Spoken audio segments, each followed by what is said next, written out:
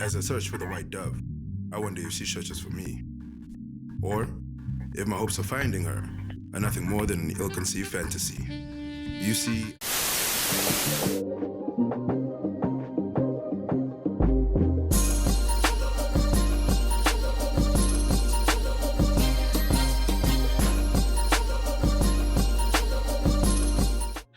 Salutations, mortals, and welcome to From the Jump. Today, we have none other than the legend, the king himself, Mzo. If you guys don't know this man, I'm going to let him quickly give you a little intro of himself, but it's about to get wild in here. Mzo, how you doing, my brother? I am good, my brother. Thank you for inviting me. It's a pleasure to be here with you. So, for those who do not know me, I'm Zo. I am the co-founder and creative director of Honcho, and we've also known for a lot of parties, great clothes, and now I work as an art director at an agency. So yeah, I'm a all-around artist and creator. No doubt about it. It's the man himself. Yeah, and also purveyor of hip hop. I've been in the scene for a while. Especially through our brand, we've done a lot to help out hip hop in South Africa through whether it's sponsoring videos or even sponsoring artists with clothes, styling them and doing all that stuff. So we've been in the game in that sense for a while. No doubt about it. So let me just get into it real quick. I just want to you've given the intro, but man, what you guys did, what you and Nick did, man, let's be honest, right? I mean, when I was in SA around that time, I just fell into the scene randomly. Yeah. And then I remember the first time I came up to your spot, you and Nick's spot in Loop Street. Yeah. And that was the night. That place. Listen, bro. I got too many memories there, Listen, it's called The Loft, bro. The Loft is one of the craziest places that I've ever stayed in. It's amazing. So many memories. I mean, you guys came through to The Loft. Your Tumbi, Zotumelo. Exactly. So your Caesar, all your big, really big hip hop artists, aka Kulichana, everybody used to come through. It used to be a place, in Cape Town. There's this show called Ayeye. I'm in South Africa. Have you guys checked out Ayeye before on TS? It's for these three guys staying in an apartment, and they're all creatives. We were basically living that. You guys lived a full-on creative life. Let's be honest, man. I remember, like you said, that when I came to your place, that was the night I met Tumi.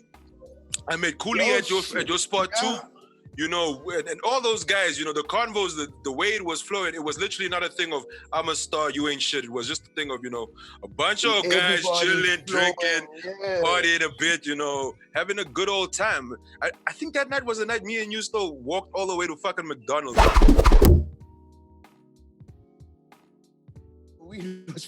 Hey, it was rough. It was rough, and alcohol, bro. But it's memories, And when we then from that spot, we used to have a 2-bedroom loft. So we wake up from the loft and go to the lounge and start working every day with discipline, dog. From 8:30 to 7 at night, every day with discipline. It was one of the biggest streetwear labels in South Africa. I would arguably say the biggest. I mean, for the impact you guys had. Also, okay, let me start with the questions. Let me start with the questions. Let me get some structure to this. Otherwise, me and you gonna go on for hours. So, no doubt, brother. Firstly, head honcho. Let's start there. Yeah. You and Nick Koma decided, we're going to do this thing, but not just create a clothing brand. We're going to push it in the way that the artists that we mess with, we're going to give them gear. We're going to make sure guys, the way you guys placed your product was insane. So listen to this. We are two young guys, right? With this product that we believe in and we are passionate in, and we don't have money to take out ads or to take out TV ads or print ads or anything like that. So now we have to be creative in how we think about that. So we're like, you know what? We foresaw endorsements as a way to push. So not only does an endorsement give your brand credibility, but it also gives that artist credibility too. So it's almost like a win-win situation for both of you, and you guys cross-pollinate audiences. Most definitely, most definitely. It is. So from there, it was like, okay, cool. You know what's getting a lot of airtime? Music videos. Music videos get like 4 minutes of airtime. 30 seconds of an ad is probably like R1 million. But if we give this artist 30,000 rands to wear our clothes, they're gonna play his video for 4 minutes on rotation. On rotation a couple times a day for 30,000 rands. We figured that shit out. And that's the beauty of it. That's the beauty of it. That's what I'm trying to get to with these interviews, you know? It's to get behind the scenes, because everybody, I mean, I had head honcho gear. Everybody that could got head honcho gear. I mean, that especially that young black and African. Young gifted and African. Young gifted and young black and gifted. That was the one. Yeah. That spoke to my soul, bro. I was like, nah, I gotta get this piece. bro, listen. So even with that, we channel had young gifted and black as a thing going, but the designs were not resonating with the people. Whether it was a small design like this, or the colors or anything didn't resonate with the people. We were like, yo, let's take this over, and we'll do the first collab with the music channel, and we actually did a collaboration. So we used to say Head Honcho X Channel O. I saw that. I remember that. Yeah. True. Shit. You know what? You guys actually paved. You started a lot of shit. Let's just start there. You guys opened lanes for a lot of people to come through. You know, because before you guys, I don't remember there being a Bhutan before you guys came out. The funny thing is, and other labels. I'm gonna keep all these guys. You know. Okay, look. I think I'm gonna keep came out around the same time as you guys. Yeah. Look, this is the weird part. So. The thing is, because of the way we moved, we looked like we were there before Makim Kip and Bhutan. We were actually there before us, but they learned from the way that we were moving to get out and be more like now they started endorsing artists. Now they started doing collaborations. Now they like a lot of people started copying the moves and moving the same way.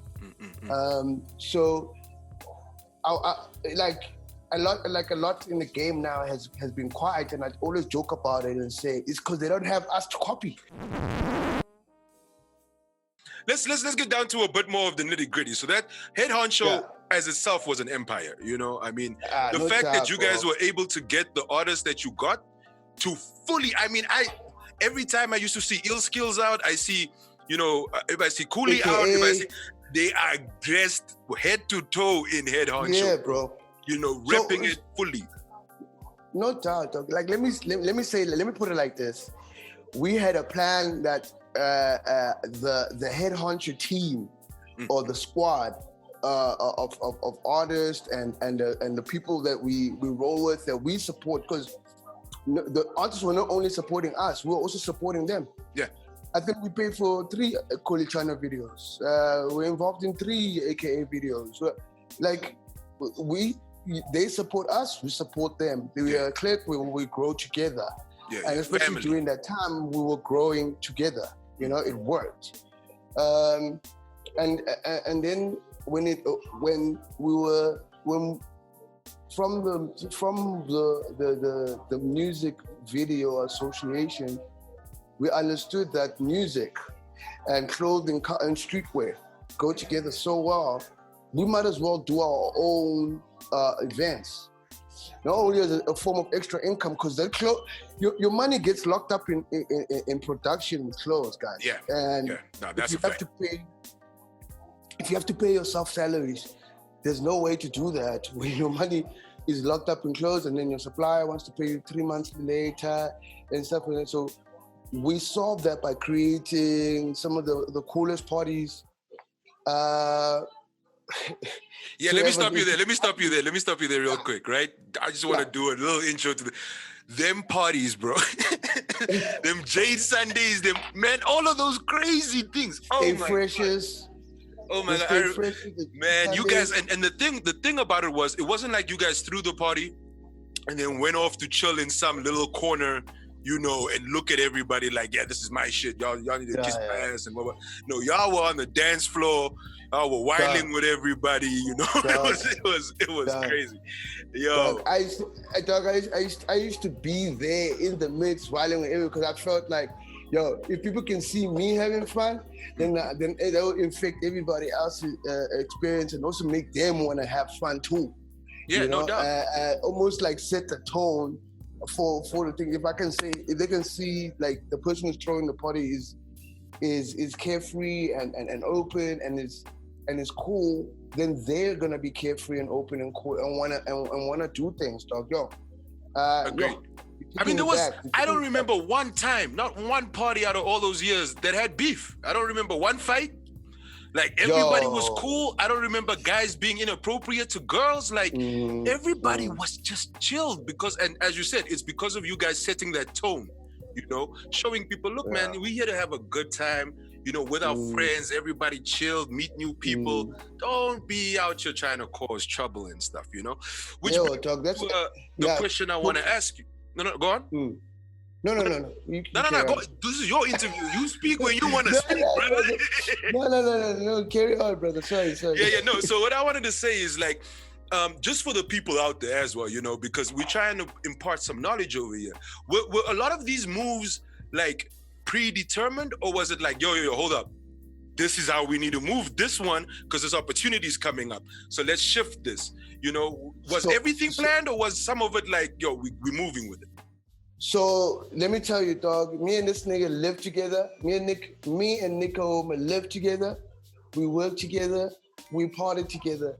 So every other second is strategizing. Every other second of our conversation is game theory and reshaping our way forward. Like we spent a lot of time rethinking how we're gonna move from here. What are we gonna do from here? Oh, what does this mean? Okay, whoa, like all the time, bro. And that's what we kept on doing all the time. And you kept that energy. That's what like dumbfounds me. You know what I mean? Like from when I got to SA in like 2006. And studying, you know, everything and whatnot, and going through the motions, then getting into the scene a bit, and then realizing, yo, but these guys are just the movements that y'all always kept the energy, whether it was a cool out lounge session, whether it was at Zula Bar, it was just so much. I never understood when you guys slept because you partying and then you're working and then, you know.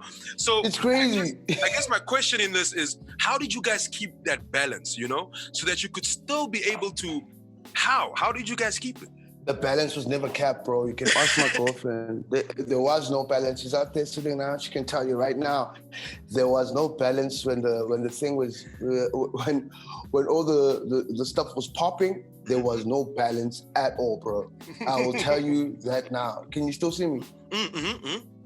Yeah, there was no balance at all, bro. I'm telling you. So it was just the motion of, look, man, we got to get this done, then we got to get this done, then we got to get this done. I got to get some sleep, then I got to start again. We got to get done. We got to get this done. We got to get that done all the time. Yo, that's for years, though. How do I don't understand how you guys didn't go crazy. It's years, like, it's not like 1 year or a couple of months. You guys did this for like almost 4, 5, 6 years. 9 years, bro. 9 exactly. Years straight. Look at that now. You got 9 years of constant pushing with no breaks. And the breaks is like kind of a break, but you're still working. Dog, listen, I think that's why we went so hard in the parties. Yeah. That's why we went so hard in the parties, because it's a way to distress and let out the pressure. But you know, at 9 o'clock the next day with your papa last, you gotta be thinking about the next strategy. I wait. No doubt about it. You got salaries to pay. You got, you know, it was rough, boy. Yo, like, like I won't lie. Like it was next level rough, and But y'all did it. Y'all yo, achieved but it. we did it. Y'all We made it achieved happen. it. And it's still there. I mean, people hit us up. Like someone hit me up after I posted a video of Kulichan Strada, and I'm like, oh, we did that. We did that. We Yes, you helped did. this video possible. You know what I And, watched right after that video? Sorry to interrupt. You know what I watched right after that video? My favorite Coolie China song of all time, No More Hunger. I was like, man, it took me back. It took me back. You see now. But the sad part is, people, because of the way things are set up these days, things are made in China. There's no more factories in Southern Africa. Yeah. It's hard to make clothes out here now. It's crazy. It's hard for the kids to start their own clothing labels. It's hard for the kids to build their own head honchos or bootans or whatever, because everything has become so expensive and everything has become Chinese, you know? That's the truth. We ain't even lying over there. No lies, no lies. No lying, bro. Let me tell you, dude, we used to, okay, when we started, we bought like from Nick's apartment, chilling in his small apartment. We bought like a gang Mr. Price t-shirts and cut off the labels, and then printed on those t-shirts, and then sold that. But as time went by, we wanted our own neckline. Yeah. We wanted our own fits. Yeah. You know? Yeah. So we started making our own t-shirts. You know, like with cut and sew, like CMT vibes. I remember you doing that shit. I remember you doing that shit in the fucking apartment, man, in the loft. I remember, and I was like, yo, we drinking. There's like boxes of alcohol over here, and this man's busy like trying to design shit right now. Yeah. Dog, we designed everything. So we even designed the fit. We designed, and we got someone to make them from scratch. And then after that, we said, t-shirts are done. Let's make jackets. Let's make hoodies. Let's make crew necks. Let's make joggers. Let's make shorts. Let's do denim Baseball shorts. jacket. Y'all did so much shit actually. If I think about it. We did a lot, dog. And I think when we do come back, which we will, with the new range. Yeah, I'm waiting for that. The experience has grown so much. I mean, 2 years ago, I spent some time at menswear. Yeah.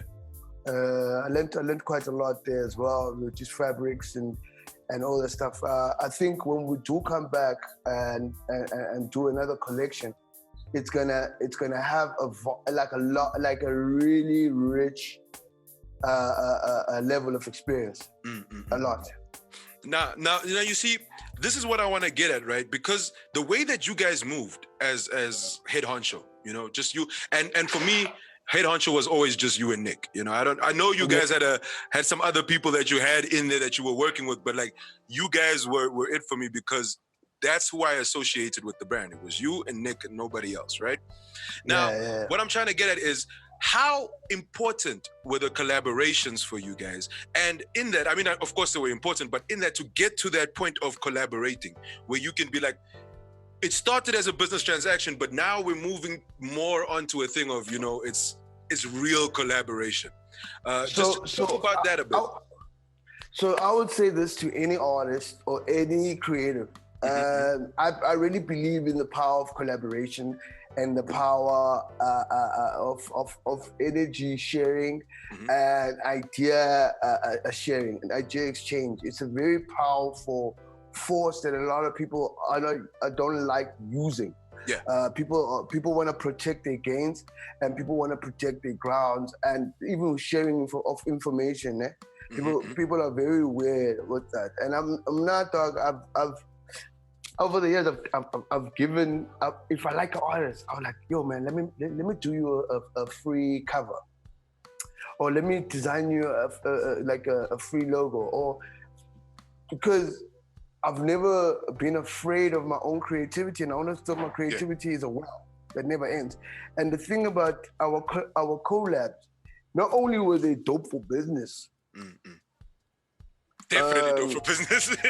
They were dope for business. For instance, like our collaboration with Hunters Extreme was dope for business, but then it gave us the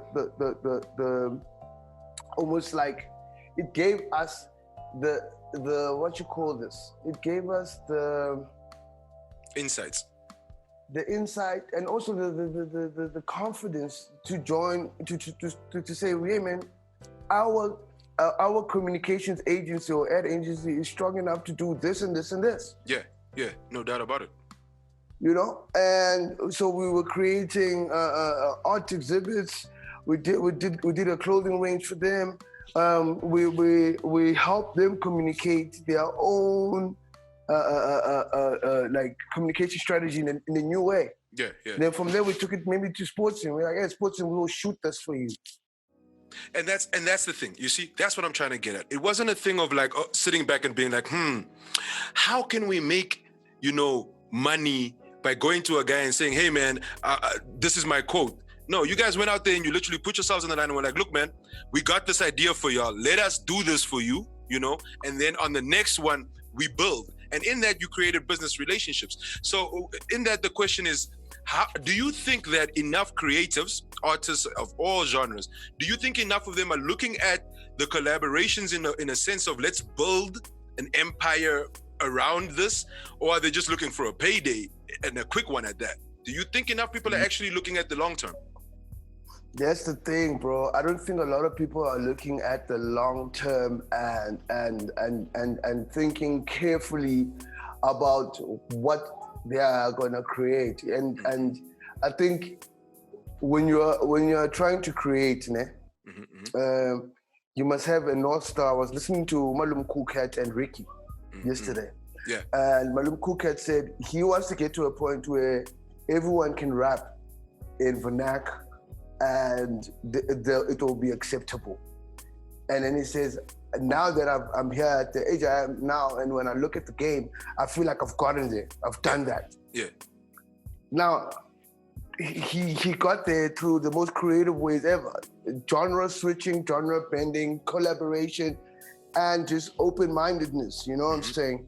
And I'm saying to you, dog, if we don't go into our collaborations with purpose and long-term and short-term goals, then we will be just people will see right through us that you are doing this just for the money. Yeah, you are a sellout, and people you lose a little bit of integrity. You know what I'm saying? Agreed. You lose a little bit of integrity. No doubt about it.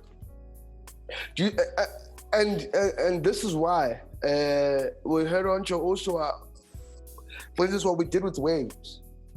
There's a place in Cape Town called Assembly. You know Assembly? Man, didn't they close Assembly? I think they closed it. Yeah, they closed. That was actually the spot where I performed my first poem ever. It was at Assembly. Now you know that spot, right? Yeah. So with Waves, the way we did the marketing plan, the different way we attacked it, we saw it I was like, this is the new wave. This is the new kid. This is how the new kid thinks. He's very lo-fi, you know. He's an internet kid, and he wants his music set up like this. So I'm like, let's do a lineup like this, and then let's give him clothes like this. And the clothes were sold at the same time as the event. My dude, there were 500 people waiting outside that event, could not able to get in because it's full inside. Inside, exactly. They even pushed the door down. Ish. Seriously. They broke the door. Yeah, they broke the emergency door. They broke the emergency door to get into the event, bro. And you see, that just talks to, or it adds to the cultural impact that you guys had, you know, and not just in SA, or not just in Cape Town. You know, Joburg, Durban, you know, it moved so far that in NAM there was I think it was I'm speaking under correction, Yeah, but I we think had a store. 2013, We had a store 2014. in there.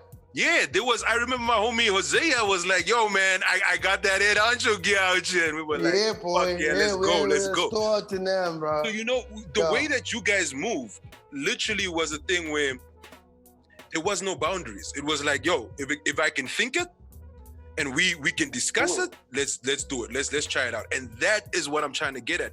That spirit of being like, "Look, man, there is no I can't until I've tried," you know?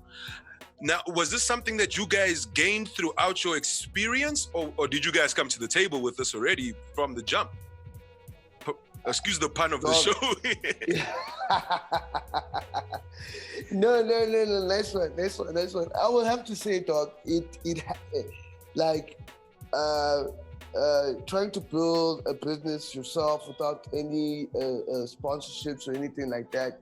Mm-hmm. You get a lot of knocks, dog, and you learn to have a tough skin, and you learn to roll with the punches. And every day is war. Yeah. And that's how we felt, and that's why we were crushed into a position of creating every day. You know what I'm saying? Mm-hmm. I don't know. I think that the funny thing is, I find myself now, because of that, being more creative in a very stressful and pressure-filled environment. Yeah, because you were always in that environment, bro. You were always in pressure. It's like where you started was just pressure. It's like, oh, okay, I can do this. Yeah, but it's I will tell you, it's not healthy, but it's weird. It's almost like it activates me, you know? Every time you challenge me, you activate me to do better. To do good. I'm almost recharged creatively by a challenge. And this is what I was saying about Drake in one of my videos. Is like, right now Drake is in a position where everyone doesn't trust what he does. They're like, he's taking shortcuts, he's whack, he's whatever. But you know what that's gonna do to him? It's gonna force him into a place where he creates amazing things, and that's what creatives need to do. No matter what the pressures are, like we're going through a whole lot of shit. A lot of people are losing jobs. Yeah. A lot of people, a lot of freelancers are not gonna get paid because the companies that they did work for are probably gonna close. Yeah. But it's this environment that Honcho was created in, bro. 2008 was the world economic downturn. That's true. And that was the year that we created our brand. That is true. It was that year. Yeah, we took an opportunity to use the sentiment of the time, and then drive to inspire people. So living progressively. That was the motto, bro. Yeah, became the chant and the call out to people to take on their destiny and wrestle their destiny for themselves. Like a lot of our peers now are big shits in the game, B. Yeah. They're running the game. They're out there, bro. There's no stopping them now. They're out there because we lived through that. We were able to have that vibe, and this is what we need now, for everyone to think like that. Like, what new business I'm gonna start after this whole lockdown of Corona? Agreed. I mean, that's why we're here on From the Jump, you know, because it's like, yo, something we can't just be sitting around, you know, eating and watching Netflix all day. Let's create some content, man. Which brings me to the thing of like, you know, if because I'm hoping that a lot of young creatives will be catching up to the show and tuning in to listen to real gems being dropped, because everything you've said right now, you've dropped mad gems. You know what I mean? This is things that people can go implement, understand that the challenges that come, you need to overcome. Like you can't just say, oh, I gotta sleep 8 hours. Bro, you need to go make some money. So if it was some advice that you would want to impart to, you know, some of the young up and coming designers, creatives of all sorts, what would it be that you would say to them? Okay, when I was a young designer and how I became better, I always had a motto that says, hate your work. We say what? Wait. Listen to this theory. Mm-hmm. Anything I make can always be better. So criticize your last job so much that by the time you touch your computer again or you design again, it's much better. And even that much better one, hate it too. Hate it again. Hate it again. Like criticize, like how could have I done better? Like what would have I done better? Né? And so that's how I always lived my like, that's how I was as a young man. I always said, oh, what could have I done better? And then also, secondly, find someone that's better than you and try to outdo that motherfucker. Straight. So, iron sharpens iron, bro. Iron sharpens iron. Yes, dog. No, actually, look at his work. Go there all the time and say, damn it, this guy kills me. How does he do it? Study it all the time. Like, yo, how is he doing it? Whether it's a rapper, if that rapper is doing better than you, like, count his fucking syllables if you have to. Copy his cadence if you have to. Learn how he fucking does it, so you can outdo him with your own flair and flip it in your own way. Agreed. That's my second thing. Damn, that actually reminds me of a saying from one of my favorite movies, sorry to cut you off there. It's from the movie Revolver with Jason Statham, Andre 3000, and where, one of the first rules that they use of the Great Hustle is you only get smarter by playing a smarter opponent. And that's exactly what you're saying right there. It's like chess. Bro. You can't play chess against somebody worse than you and expect to be able to beat a chess master. So I fully get what you're saying, bro. Right there. That's a great way to look at it. Bro.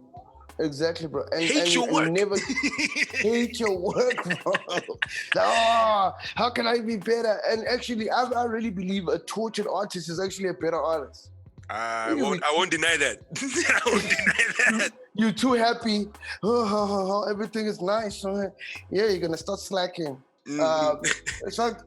This advice is not good for your mental health, but you can survive when you're younger. I mean. Yeah. I mean, when you're younger, you're already anyway messed up and going everywhere. Yeah, you already. I mean, you can survive it, but and then the third one is, I think I'll go back to what I said earlier on. Have a goal. Have a big goal and then like a huge thing. Like if you say as a designer, I want to have the national team wearing my designs, my clothing at the end of my career. That's what I want to have. Yeah. You'll be sick, even if you fall short of that. But your goal is so big that you could achieve crazy things, and maybe you will. Agreed. Who knows? Maybe you will be that guy that could design that. Hey man, that's truth right there. That's truth right there. And remember I told you these meetings, I'm really bad at keeping time. We're already an hour in. It was supposed to be 20 minutes. Shit. But this is how it goes, you know what I mean? The other day I had a 3-hour one and I was like, shit, I gotta edit this shit down. It's long as fuck. But what I want to get at as well is, you guys have worked with so many creatives. I mean, so many creatives. Who was the rapper? I'm gonna stick to it on rap specifically. Who was the rapper that was the most difficult to work with for Head Honcho? For you guys, who was the most difficult person? I think I know who it was, but I want to make sure. If you know, you must have say his name. I'm not sure I know though. I think I know who it might be. And he's also going to be interviewed next week. So I just want to know. Yeah. Who are you thinking? More problematic artists, which I won't mention. It's just that when people get big. Yeah, you can't say their names then, yeah. I also think of two of them. Yeah, when people get big, they switch up on you, dog. They switch up on you. And they it becomes crazy where you have to deal with big egos, and it's weird when you also start off with the artist, and you are there for with them, their journey, and then you see that the journeys are diverging because their success is bigger than yours, and then it becomes a problem. I know how that works. I think that those kind of things are also phases, because people always recalibrate and get back to who I they are. know which two artists you're talking about. I know who you're talking about. It's okay. I'll leave it alone. But I swear I know the one. Wait, let me just wait. Let me. I will not. Everybody was wilding back then. Back then, the parties were crazy. Yeah. No. You do your thing. You do your thing. I'm gonna pause it. Come here. Like when we talk about this year and what I see now, you see like what you're doing was from the jump, and what I'm trying to start with the Ch.03 is we need to find other multiple income streams, and also increase our voices so we can also just have a voice, people can hear our voices and also put our hands up. Yeah. When those brands also come looking. Yeah, exactly. They're gonna come looking. They're gonna be like, so who was busy during, because that's why I got the green cup. I'm not showing no branding or nothing that isn't. Don't play that. You're gonna have to give me a bag, bro. Yeah, I'm telling you. But you also need to have that. Have a section that has a bag. There's the bag in mind. Exactly. And I mean that's the difference of, and I truly believe. I'm just gonna throw this out there, and you please elaborate if you want to. I truly believe as creatives, you cannot just be one way anymore. You can't just be a rapper or just a poet or you need to have some sort of business mindset. If you have to go get a diploma to get it, watch YouTube videos, whatever you gotta do, be able to think about it in a business mindset, not just for the monetary value, but also to get bigger reach. If you're trying to reach a lot of people, brands is the best way to do it. And the only way to get brands is to show them figures, to show them a plan. You can't just go there and be like, I'm cool, give me stuff. So a friend of mine who works with influencers said there was one celebrity with 4 million followers. Yeah. Another one with 200,000 followers. The one with 200,000 followers got paid the same bag because the one with 200,000 followers had numbers. They could show the analytics, they could show the interactions, they could show it gets busy. People interact with my stuff more than they would with this person with 4 million followers. And that person doesn't even have figures. They don't even know how to pull them up. They don't know how to pull them up from Instagram or Twitter, you know what I'm saying? And they don't even know how to interpret them and use them to get the proper bag. Yeah. So as you're right, dog, we do need that business mind in the way that we move. Whether maybe it's conversations as well, because you learn a lot. Agreed. From conversations, you know what I'm saying? Agreed. Could walk away here with oh shit, I never thought of that, and then go into implement it on my side too. So conversations also help a lot.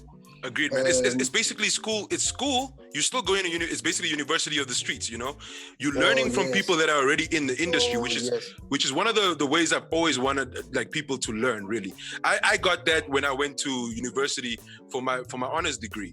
Every lecturer I had was in the field that they were lecturing in. My accounting lecturer was an accountant. My economics lecturer was an economist. These people were all in those industries. So it wasn't just textbook knowledge, that anybody can just read up. It was literal lived experiences of what's happening in the industry today. And as you said, that comes with conversations. It's another way of learning.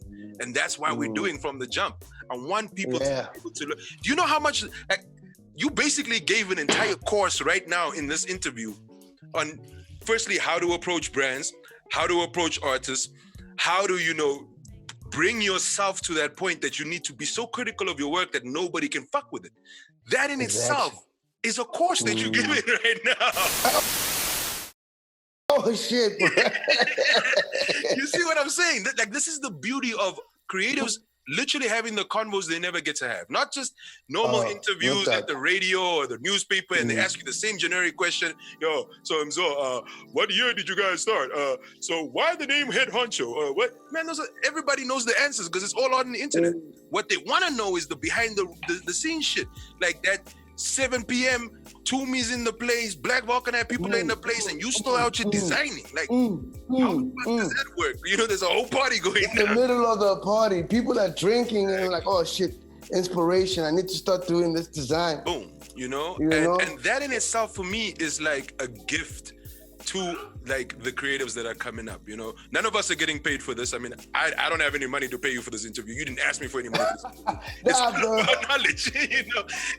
No. Like you like as an artist, you've helped me out like a lot. Even with the new job that I'm in now, I'm able to hit you up and be like, yo, always, man. Help me out with this.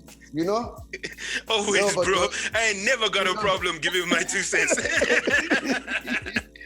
No, you helped me out a lot, you know, like, yeah. And I'm also there for you anytime, bro. Like, yo, hit me up. And, definitely. We still got a lot of things to do. We still young, bro. We young. Yeah. There's a lot of shit to come. And I'm glad you guys are bringing back at Honcho. I feel that since Honcho left, there's been a lack of a real authentic, you know, for the streets, by the streets. I'm your guy, you know. And don't get me wrong, I fucking love Bhutan. That's one of my favorite brands in SA, you know. Head Honcho Bhutan is always, I haven't actually been I'm a keep guy, but I was always, Bhutan and Head Honcho was always my shit, you know what I mean? So yeah, man, like the knowledge you're dropping, I hope that people understand the real intricacies of moving right, not just thinking you're doing it.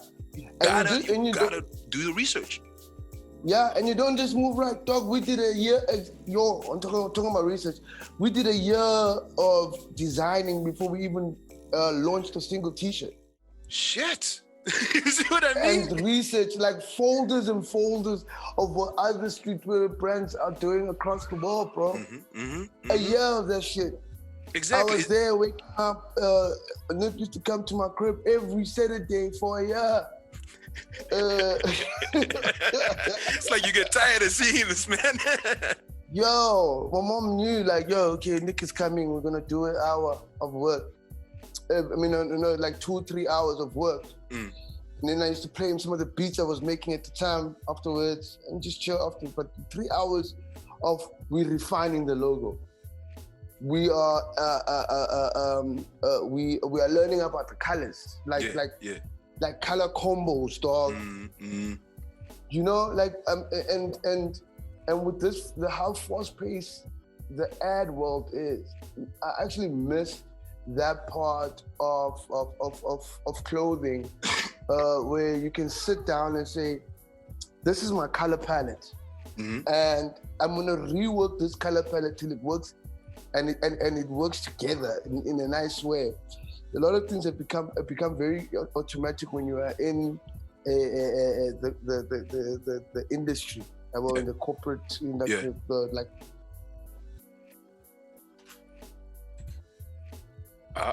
There we go. I knew that pause was coming. The amount of research for clothing is hectic. Now, and you know. I see the internet. I see the internet starting with us. Zoom's like, oh shit. Yeah, no, hold on. You can hear me, right? Can you hear me, Mzo? There we go. Yeah, Quebec. No, it only cuts off after an hour if you're more than 2 people. But it does limit the bandwidth, it seems, or something. I don't know what the hell's going on. Oh, it starts limiting the bandwidth up to it. Hey, the Chinese guys, they're busy. Hey, man, these people know how to make money. Let's play. That's one thing I will say. When I was in China, I found out that, you know, we all think we know how to hustle. But those guys, hey, man. Because there's literally so many other people behind you that can do the exact same job as you, just waiting for you to fuck up. So, Doug, I saw this guy go into a mall in China that's all computer parts. 3 levels. Yeah. That's just computer parts and hardware. Dude, that's where I got all my music equipment from. I went straight there. Oh, It's for literally, real? yeah, there's a place in Beijing. It's called Donghua Shore, I think it is. So anyway, you get out of the subway, and even like right from the subway terminal, you can get into the one mall, right? And it's a 5-story mall, and at level 3, right, it connects to the mall next to it. Both malls are just electronics.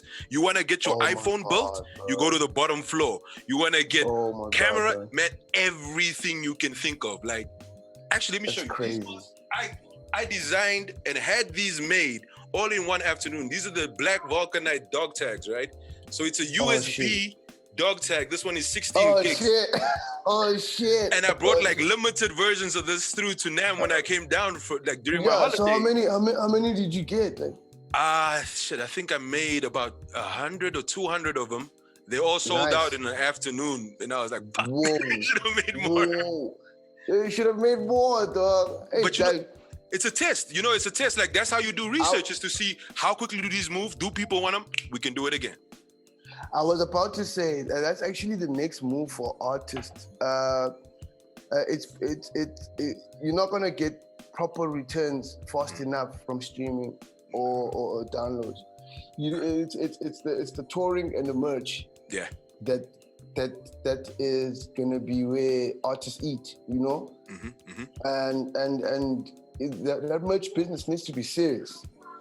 It's almost like every like Black Vulcanite needs to come through now with a dope, the clothing so dope that it's basically people must feel like it's a clothing label. I got you. No doubt, though. You see, no doubt. And also, like those the dog tag USB. Oh my God, that is too sick. Yeah, I was looking for where I could actually get them made, right? And I was scouring the internet even before I left to China for my MBA. Scouring the internet, I'm like, where the fuck can I get this made? I got to China and the things were just there, bro. And I asked the guy, can you engrave MBA in China? I was in China for like 2 years, 2016 to 2018. You did your MBA in China? Oh shit! Yeah, bro. I went to the embassy and I was like, "Yo, do you guys have scholarships?" And they were like, "Yeah, for which ones do you?" And I was like, "No, I've got my honors in business. I want to do an MBA." They were like, "Yeah, apply." I applied. I forgot about the application because I applied like in April. June, end of June, they hit me up. Yeah, you need to get your things ready. You must leave in 20 days to China. You've been accepted. Let's get it done. Yeah, I was there for 2 years, man. I did my MBA in Beijing. Bro. That's dope, bro. And then and now I want to ask, this MBA that you used to come up with such a dope ass merch idea as the dog tag USB, which people are gonna steal, by the way, when they see this. Yeah, they can try. Did you guys have a track that goes with the USB? No. So what I did was, when we released our first EP, Remember the Future, right? Yeah. That was the one that blew up. The one with I Hope They Write and everything on it. So that thing was actually remastered. The remastered version was never released. I put the remastered version on the dog tags. Yeah. And of course, you know, with behind the scenes footage, us rapping at Mark's house, putting together different tracks, just chilling, you know, things that people don't get to see and is nowhere else on the net. Nowhere. You can't pay for that fucking content. Was only on those USBs. Oh man. It won't come out again like that. And that's how you do it. Sick. That's how you do it, though. Sick, that's fucking sick. No. That's fucking sick. But don't worry, you know we're going to talk about like things to be doing in the future as and when, because after this lockdown, once we can all actually get back into studio, the new BV project will also be, you know, completed. Oh, so how's that? Let's talk about your guys. So we're switching the interview around. Yeah, we're switching around. Just before we go, let's switch it around. All right. Yeah, you ask me questions. Let's do this. This is your interview. Yeah. You do it. Yeah. No, but you guys have a very serious impact in Southern African hip hop as a whole. Also because of the like your lyrics and the how serious you guys take your craft, you know. I was showing some guys, I think about two months ago, all the music you guys have done, and they were like, what?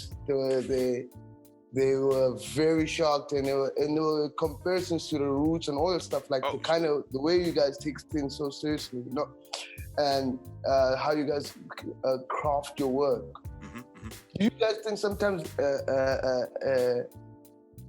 if you had a bigger like platform, like in another country, maybe if you were in the States or something, that the music would be further, you know? To be honest with you, I don't know, man. I'm gonna tell you why. I think the journey we took as BV, and as you say, we take our creating very seriously. It's also why we don't release an album every year. You will not get a BV album every year. Very good. Basically, every 3 years we release an album. Why? Because a lot goes into that work. It's not just we're never trying to give a subpar anything. And because we're three totally different personalities, it has to be cool with all three. All three of us have to feel like that represents us, or we don't do it collectively. You know, we might do it on our individual projects, that's fine, but as BV we have a very different way of deciding on how we, like, this will work for us, this won't. Because there's tracks among tracks that were done between the two albums that are hard tracks, haven't seen the light of day because they're not at the point or time where they need to be released, you know. So for us, it's always it's never a thing of, oh, the fans want something, we gotta give them something. It's like, hold on, they waited. So we will give them when we're ready to give them something that we know they cannot deny. Now, would it have been bigger or better if we went with other labels, or in the States or in the UK? I'm not too sure, because there's guys that are in the States right now, in the UK, that haven't been named on the top 100 hip hop rap songs of all time. Yet BV has, you know? Yeah, you have. Right alongside Youngster. And when we saw it, we were like, what the fuck? Is this a misprint, bro? Like, what's going on here? I was like, shit. You know, and that came from a very organic way. It wasn't a thing of us paying for advertising and none of that. It was literally because of the way we created the music, the content we put into it, and the messages we were trying to push. And one day we're gonna have to talk about how artists are paying for write-ups, and they're paying. Yo, can people tell me where do they get the money to pay for these things, bro? Like I'm trying to get paid, not pay people for talking about label. That just don't make sense to me. It's the labels, B. The labels be paying for airtime, they be paying for write-ups, they pay for everything. Like, but this is the thing, artists don't realize, and that's what we tried to do on Black Colonialists with the track where we would, I think, which track was it? I can't remember. But where the chorus is basically talking about recoupment and like how the game really works, not the bullshit you fit, how labels make their money and then pay you afterwards. So the problem with labels paying for your placements and shit is that's your money. That's your money. That's your money. So that's not coming to you anymore. It just doesn't make sense. I'd rather go the organic way. When I told a friend of mine, I'm like, do you know when Kanye rapped, what the F you think I'm doing this for, to drive a fucking Rev for? He was talking about TLC. And TLC was being screwed by LA Reid, because LA Reid gave those people a Rev 4 after selling 100 million albums. Oh, but LA Reid is LA Reid. That man don't care about nobody, Come on, bro. It'd be like, first of all, you owe me for the bus that drove you around on your tour. The clothes, the hotel the rooms, hair, the videos, the recording sessions, the producers. Like, no, if you're gonna do that, then let me sign off on everything. That's the thing. Let me see the bill. There we go. Let me see the bill. I won't even lie to you though. Like, artists don't see it like that. You know, once you hear, oh, we're trying to sign you, just things pop off in your head. Oh my God, I'm gonna be fucking starring. We're gonna be rich, bitch. And like all of a sudden, that's what you think. Then when you get into it and you find out how much music videos cost. Just the music video, forget the clothing for the music video, just to shoot the music video. Once you find out all these costs that are gonna be recouped from you, then you start seeing things a bit differently. You start, you know, like when we parted ways with the label we were on. Afterwards, I can't even remember when it was, but the first video we shot was actually it was during Still the Time, but we didn't have any cash. And we couldn't go to the label and be like, look, man, give us money to shoot this music video, because they'd already put out for a video before that. So we shot Drinking Life with Youngster, right? For free. Drinking Life with Youngster was shot for free. Let me tell you how that thing was shot. It's fucking crazy, actually.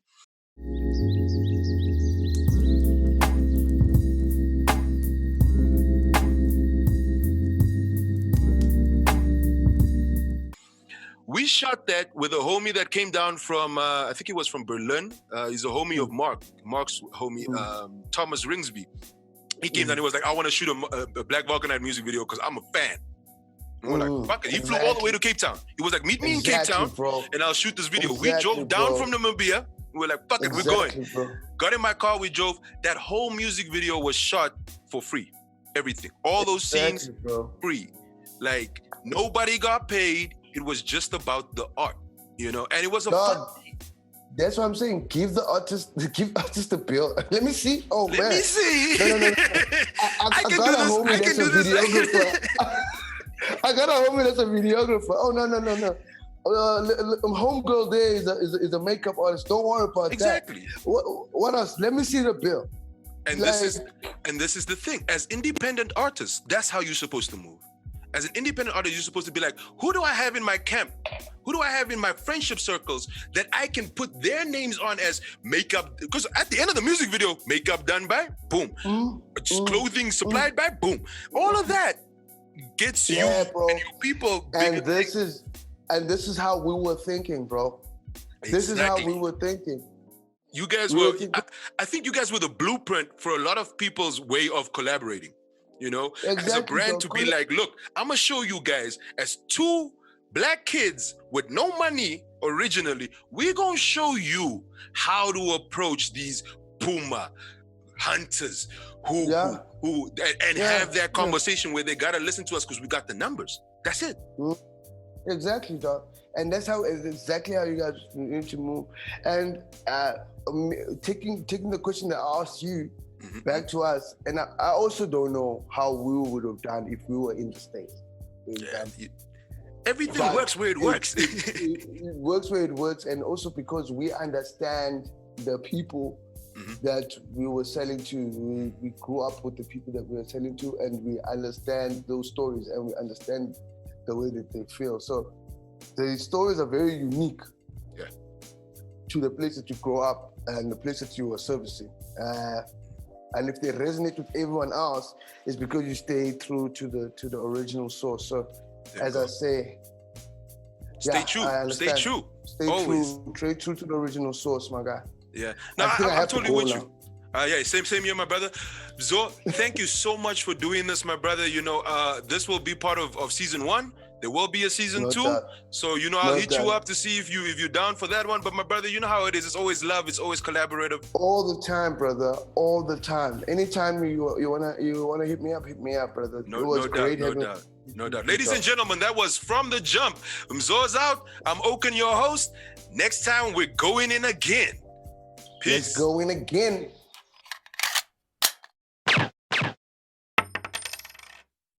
More than an ill-conceived fantasy. You see, I constantly think about one, yet seem to dream about another, making it almost impossible to visualize myself being